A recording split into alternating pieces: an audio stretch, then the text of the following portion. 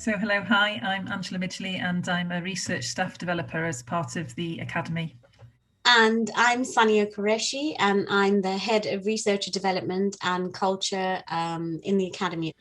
And today, Angela and myself are going to be speaking about the work that we do around developing our researchers in hybrid environments.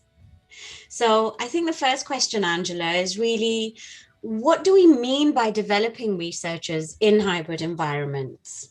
It's enabling our researchers to sort of have the opportunity to take some sort of ownership on their own development, but enabling the ability to do that to be as accessible as possible to them so that they can choose a format and a way in which they can access these activities or opportunities that really fits in with their current situation. So whether that be a face-to-face activity now, very much having an online resource linked with it, and also having material that you can dip in and out of in a sort of a more bite-sized chunk, I suppose, as well. Yes, ultimately, it's just about us being able to provide our researchers with the tools to enable them to make really informed decisions that enable them to focus on maximizing the opportunities of success, but also of the impact of their research and their, professional practice on those that they engage with daily. So I think another question would be, how can researchers embed hybrid practice to development in their busy lives? And what can we do as a team to support them? Yeah, no, I think that's a really, really great question, actually, because I don't think it's always that obvious to researchers how they can develop themselves when they are so busy, when they have lots of things that they are needing to engage in with regards to their research. So on our Researcher Hub, we have an area to sort of help this, actually, to give our researchers a little bit of an understanding of some of a guidance, I suppose, on some of the things that they can be involved in that can help them to continue their professional development, because it's not always the things that maybe were the standard formats that you would think, a workshop or attending a long session on something in a more formalized way, but getting involved in a network can often be a fantastic way of developing yourself and bringing around organizational and management and leadership skills in those ways, or having and making that connection through a telephone conversation or Zoom these days, I suppose, where you can link in with someone else, or mentoring, or these kinds of things as well. So what this page allows you is to look at the resources or the opportunities that are available if you are thinking. So for instance, if you would like to think more about how you can get involved with culture or community, or participate in projects that are, research related, or exploring careers outside of academia and these sorts of things as well. So it's there hopefully to help people that maybe aren't so sure. They'd like to do something, they don't know how to fit it in, and they don't know what it might even look like. So these pages are there to sort of help support that. Yeah, I mean, I think you've made excellent points, Angela. I think being able to recognize that professional development can take a variety of forms and through a variety of activities and engagements is something that researchers should be really mindful of. And also keeping in mind that we've got, as a university, we've committed to support a minimum of 10 days of development activity for our researchers, for them to be able to take advantage of this in whatever form, a self-directed approach they could take to developing themselves.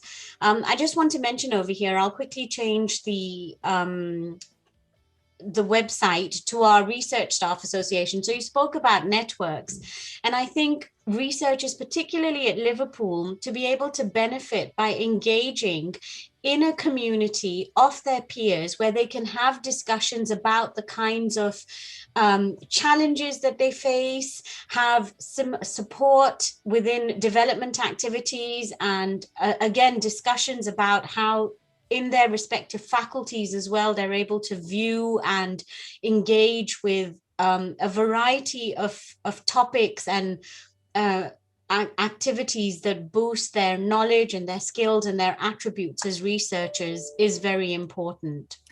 Yeah, no, I totally agree with that. And I think what's lovely in a network like the Research Staff Association that's open to all researchers across the whole of the university is actually you can always learn something from someone, even if they're not within your own group or department, or even, you know, your faculty as well. The expertise that someone might have in a completely different area than you can often be what sparks something and helps you to find out a little bit more. And that's what's great about being involved in a community, as you exactly describe, that can build each other up, that can support each other, and find different routes and ways around things. Absolutely, the communities of practice, which are so powerful, and literature shows, and we'll make sure to put links to those as well in the document that accompanies this video. So I think just moving on to the final questions, how can and should researchers approach to development evolve over time? And particularly, I think now that we're in this transitionary period, we're coming out of the pandemic, we're sort of coming, we can see the light at the end of the tunnel. We know that our current, business as usual working environments are going to change. We're going to be going back to campus, and that will bring in itself lots of opportunities, but lots of challenges as well. So what's ahead for our researchers? Well, I think understanding that a little bit actually is that it's not a one-stop shop, and it absolutely will evolve over time. And what you need and the situation you're in, that it evolves. It's very unusual for it to remain static, especially in the environment that we're in within academia, higher education and research. It really does change all the time. So it's kind of appreciating that development is something that you need to keep going on from, and it's something that you will learn and evolve with you, I suppose. So I suppose that also where we hope to aid and support in that is through the development of this research development roadmap.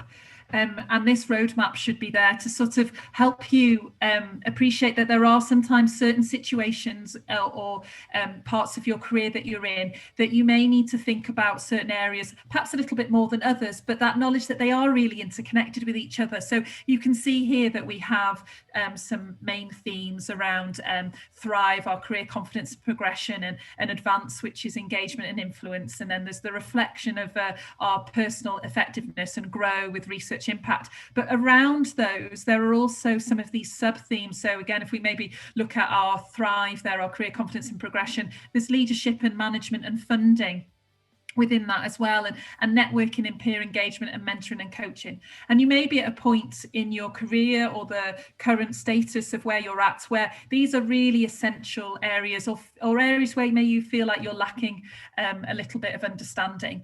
And so the roadmap will allow you to sort of delve into this a little bit more, and then find all the multiple resources and material that's available for you to engage with as well, in a very hopefully accessible and easy format for you to do this too.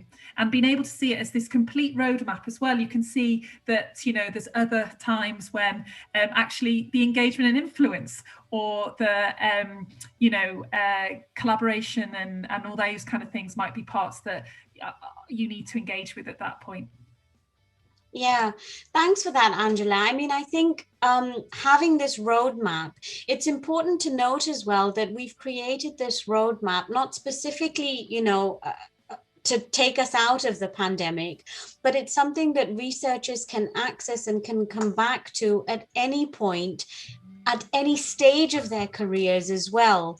And it's been specifically designed to help them navigate the wealth of content that's available asynchronously. And I think bringing it back all the way back to the hybrid approach to development and hybrid practices for researchers that we want to encourage, it's important to recognize that while we're very aware of where the world is right now, but we're also very aware that the research environment is constantly evolving and constantly adapting and constantly changing.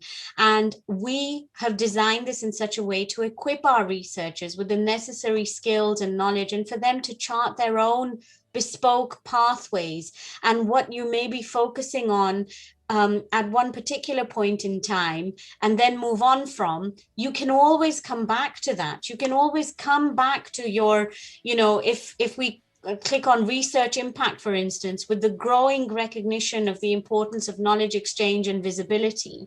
So coming back to this and looking through the resources to think, well, looking at the video, for instance, on research development, about with a different lens about where you're at that particular point in time of your research and your career and so on. I think one of the most wonderful things about this roadmap is that it's been very much co-created with our researchers, and they have informed the development of this, the various pathways that can also be taken based on their needs, on their aspirations, and also on their experiences. Absolutely. One thing that I'm really looking forward to is actually now that the roadmap has been launched and is there to use, to see how people use it, how they engage with it, and what is really useful around the roadmap for them. Looking forward to the discussions with colleagues. And I think it's worth just ending with a few prompt questions that we hope to discuss further in the session, in the ADPS session.